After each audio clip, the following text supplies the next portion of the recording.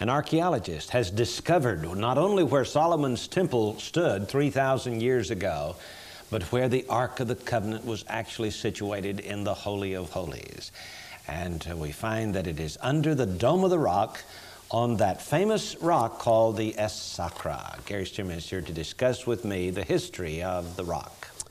And J.R., we're not talking about Pikes Peak. We're not talking about the Adirondacks. We're not talking about the Alps, any of the beautiful mountains you see around the world. We're talking about the most beautiful mountain in the world. And that happens to be stated in Psalm 87, verses 1 and 2. His foundation is in the holy mountains.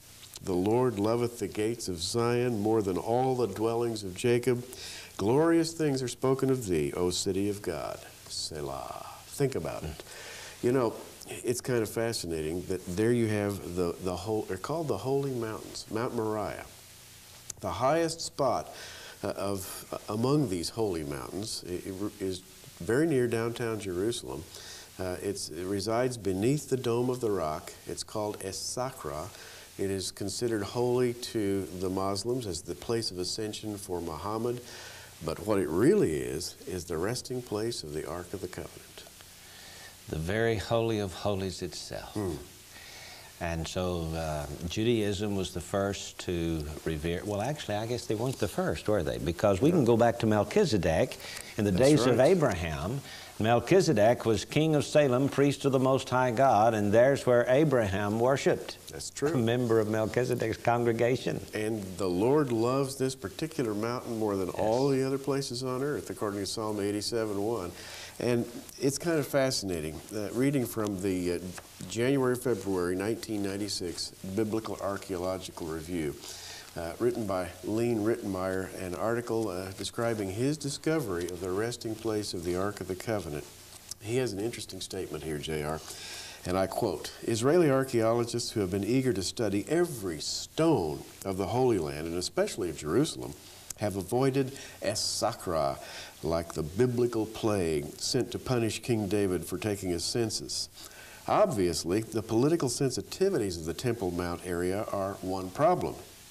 In addition, the seemingly intractable problems involved in its interpretation make it a veritable scholarly terra incognita, despite the fact that the site is the focus of three major world religions." J.R., I think we can safely say that es-sakkra is the most important spot on the globe today, 3,000 years after its dedication. You know, Jewish legend says that Adam and Eve were created atop that rock. And later, Abraham was about to sacrifice his son Isaac on that rock when an angel stopped him. The interesting thing about it is that even in the days of Moses, God said he'd show them the place where he wanted them to build the temple. And in the days of David, an angel actually came and stood there at the top of that rock. And Ornan, who was threshing wheat there that day, was scared to death. He and his sons ran and hid when they saw the angel. And the angel told Gad, a prophet, to tell David that he should obtain that rock for the place of sacrifice. That's where Solomon built the temple. And that rock is preserved to this very day. Now, it's beneath a pagan shrine, to be sure. That shrine appears in every major photograph of Jerusalem, someplace, and usually it's near the center. But God has made arrangements for it to be protected. And what's fascinating to me, J.R., is that all of this is being made known in 1996, which is called Jerusalem 3000. 3,000 years, who knows, practically to the day after Solomon put that ark in its resting place. 1 Kings chapter 8 refers to setting the ark in his place, which means that Solomon had prepared a specific resting place on the rock, which has now been discovered. 3,000 years later, here we are marveling over all this, and it's a prophecy fulfilled. In 1992, Lean Rittmeyer published his find that the Temple of Solomon was located at the very spot where the Dome of the Rock rests today. And here is the 500 cubit square area that Solomon originally built or designed for the temple. And it's laid out here in yellow on top of the terrain, the topographical map of the area. And you can see the temple right here in this area. According to Midot, that's an ancient Midrashic or Mishnah statement, Midot 2:1 says the Temple Mount was 500 cubits by 500 cubits. Its largest open space, that is the courtyard, lay to the south, the second largest toward the east, the third largest toward the north, and the least toward the west. Well, that places it exactly on the rock, under the Dome of the Rock. Exactly. And furthermore, owing to the topography, the temple could not have been in the center of the 500 cubit square because there was a canyon on the north side that dropped off severely, meaning that from the lowest spot to the highest, namely the spot of the rock, was a very short distance. So they had to offset the temple to that rock, and meaning that the north plateau was the shortest distance. Now, J.R., all of this has been marked, discovered. It can no longer be said that we don't know where the temple stood. And furthermore, it can no longer be said we don't know where the Holy of Holies was, because now we do. Yes. Here's another map drawn by Lean Rittmeyer that appeared in the 1992 March-April edition of Biblical Archaeology Review.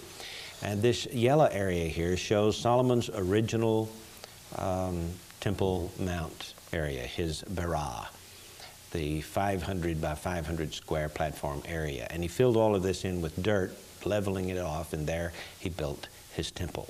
Here's the Bethesda Valley over here. You've heard of the Pool of Bethesda. It's located right down here today, to this very day. And so the depth of that valley is known. You can go there and look right down in the Pool of Bethesda excavations even today. It's still there. In 168 BC, Antiochus Epiphanes, a Syrian general, sacrificed pigs on the altar at the temple, desecrated it. Historians called it the abomination of desolation, certainly one of them, a prototype of the future abomination of desolation. When the Hasmoneans took Jerusalem back from the Syrians, they added onto the Temple Mount this orange area right in here, adding a fortress of sorts, the es-sakkra, they called it. And so this also appears and can be seen today under the mount. When Herod started construction of the temple in 19 BC, he added on to the southern end of it here and added on to the western side of it, bringing it out further into the Tyropian Valley, and then running north. He also tore down this northern wall of Solomon's and added onto it this green area, which goes all the way to the fortress of Antonia. I think that's fascinating, Gary, that we have this depiction here of the various additions to the Temple Mount over the centuries. And Herod, of course, being a lover of symmetry, when he ended up with his structure, starting in 19 BC and really going until 70 AD, which was a number of years, that's almost 90 years, the temple was not completed until shortly before the Romans knocked it down. But what he ended up with was a symmetrical structure, with the temple standing exactly in the center between the north and south faces of the Temple Mount. Now, that's just another way of locating the high point, and it still brings us right back to the Dome of the Rock. Yeah. You know, there are some historians who indicated that Herod cleared the mountain of everything, every vestige of buildings from all the past, and started over from scratch. But the archaeologists have proved that not to be exactly correct. He did take down Nehemiah's temple to erect Herod's temple. But the rest of this area he simply added on to, leaving what was Solomonic along the eastern wall still there, leaving Nehemiah's additions to the wall or repairs to the wall still there, leaving the Hasmonean wall still there, and just adding on to it his aggrandizement. Indeed, and it was built in the grand, really in the grand Roman fashion. By the time Herod had worked his allegiance with the Romans and he used a lot of Roman engineering techniques, it was something to behold, and yet it was kind of an abomination based upon the original 500 cubit square. Now, the top of the rock has been defaced many times over the centuries, and when we come back, we're going to tell you why the quarry marks are there and why the hole is there, and especially this rectangle depression where the Ark of the Covenant sat. We'll be back in just a moment. In the January-February 1996 Biblical Archaeology Review magazine, Lean Rittenmeyer has written an article entitled "The Ark of the Covenant, Where It Stood in Solomon's Temple." Now, you can get this magazine by going to your local bookstore and asking them about it. We cannot supply it to you, but it is fascinating that he has written this incredible article marking the very spot on the es-sakkra, the rock under the Dome of the Rock, where the Ark of the Covenant once stood. And he has pointed out this rectangular depression that is measured the exact width and length of the Ark of the Covenant and is located right in the center of his proposed Holy of Holies. You know what fascinated me? The measurement on this rectangular depression is 2 feet 7 inches by 4 feet 4 inches, which corresponds to 1.5 by 2.5 cubits, the dimensions of the base of the Ark. So if you place the Ark into that rectangle, it would just drop right in and lock into place, if you will, and it would be oriented east-west. That is the long dimension oriented east-west, just as you would carry it into the Holy of Holies on its poles. Imagine men walking in, putting it in its resting place. The poles would align with the long direction of the temple, and that way the poles could be withdrawn and laid to one side. And that's the reason why the biblical account says in the days of Solomon they could see the heads of the poles or the ends of the staves out in the holy place, because it laid this way and the veil covered across here, so when they pulled those poles out, they showed out here past the veil. Now, there's something else we should say about this niche for the Ark, and that is that it lies 3.5 degrees east of due north in its orientation, which is exactly parallel with the orientation of the eastern wall. And furthermore, within the Dome of the Rock, there are a couple of other parallels too. I want you to notice the defacing of this rock. Here are marks of quarry marks, and the rock is quite uneven. There's a perforated hole right here. It drops down over here. There are steps built back here. And so over the centuries, there's quite a history of the defacing of this rock. Let's go to another picture here where we can see these perhaps a little better. Here are the quarry marks. Now, Lean Rittenmeyer says that the Crusaders chipped up, in fact, he quotes Muslim, Arab historians, that the Crusaders chipped up pieces of this rock, took them back to Europe, and sold them for their weight in gold. My feeling on these quarry marks is that they are there because a marble floor was laid over this area, which we're told in history that Herod, in Herod's temple, raised the floor of the temple area and laid marble over much of this area, leaving this rock area right here where the Ark of the Covenant stood exposed. And it was 3 fingers high above the marble floor. So I feel like this was probably Herodian right here. And it would have resulted in a kind of a sloping floor coming up to a high place, if you will, upon which the Ark was rested.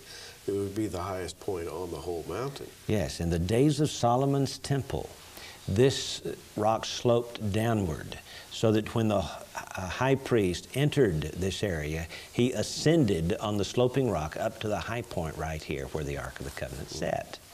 And Lean Rittmeyer, and I'm quoting here, writes, "It appears that on the east, a gentle natural slope or ramp led to the top of Es-sakkra, which before the Crusaders' transformation of it." Now he believes the Crusaders back in the 11th century changed the slope of the rock, was much larger, with flat rock filling most of the Holy of Holies. The slope, he writes, has been somewhat affected by Crusader quarrying. Many quarry marks on the sloping surface of the eastern part of Es-sakkra are still visible. Then he goes on to talk about something else, J.R., which I find fascinating, and that is that there is a line of sight relationship between the es-sakkra, the resting place of the Ark of the Covenant, and the Mount of Olives. Mm-hmm. On the Mount of Olives, he has chosen the spot where the red heifer was sacrificed. And on that day, it is said in the history books of the Jews that the high priest stood there to observe the sacrifice of the red heifer, and that as they picked up the blood and sprinkled it toward the temple, they could look right through the front door, right into the veil that covered the Holy of Holies. A line of sight from the top of the Mount of Olives right down to the Holy of Holies. And this was all carefully laid out, first by Solomon. Mm-hmm. And it has not shifted for 3,000 years. I mean, all of these angular relationships still are in existence the way they were when Solomon built that first temple. Now, according to the Jewish sources, the wall of the temple in Solomon's day was 6 cubits wide. That would be about 10 feet wide. And you can see the 10-foot wide section right here in this drawing of the rock, where Rittmeyer says the southern wall lay. And then, of course, this balustrade area right across here was the place for the inside of this western wall. And then the fence over here, the rock goes in the general direction so that the northern wall of the Holy of Holies would be right here, with this depression right in the center for the Ark of the Covenant. Now, I want you to notice this area here. The Crusaders built a stairway here leading up to this area where they had prepared a shrine, a Catholic shrine back in the 11th, 12th centuries. And of course, the Arab historians described all the paraphernalia that was there when they came in after Saladin drove the Crusaders out of the Holy Land. And they took away all of the things that the Crusaders had placed there and exposed the rock then once again. Now, here's something interesting to me.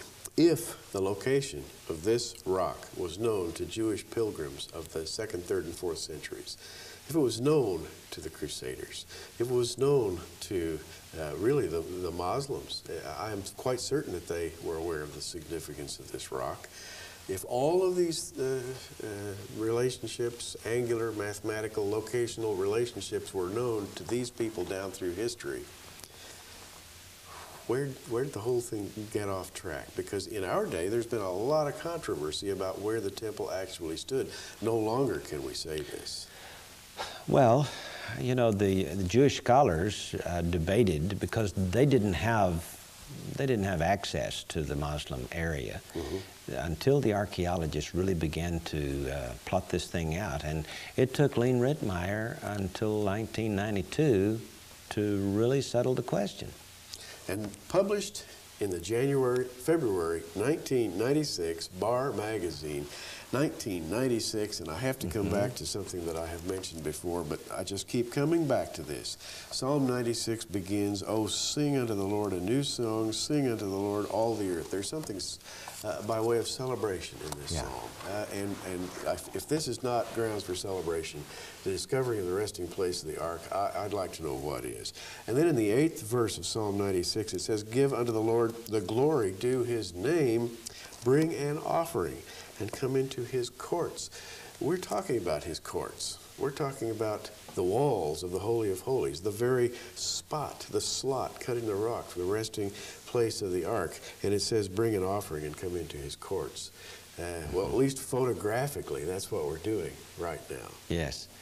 Whether this actually will be able to take place in 1996 or not, we don't know. But Psalm 96 was the psalm sung 3,000 years ago when David brought the Ark of the Covenant to Jerusalem and declared the mountaintop to be its final resting place.